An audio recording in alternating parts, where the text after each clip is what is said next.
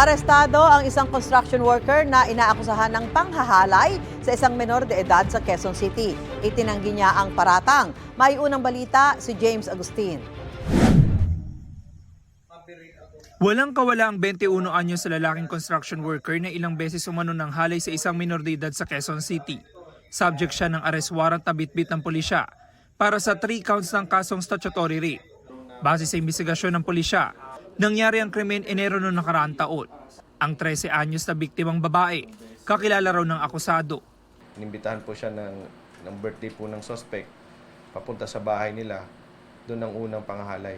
Nasundan po ito nung pangalawa, nung January 16 naman, 2024. Bali, inimbitahan naman po siya ng suspect dahil may regalo sa kanya. Yung pangatlo, hindi na namin nalaman kung kailan, pero dahil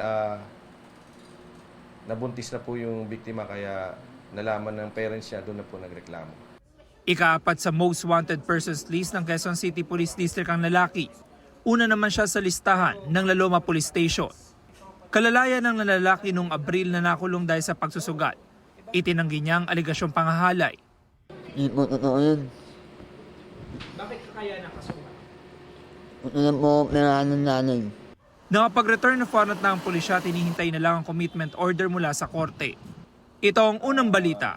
James Agustin para sa GMA Integrated News. Gusto mo bang mauna sa mga balita? Mag-subscribe na sa GMA Integrated News sa YouTube at tumutok sa unang balita.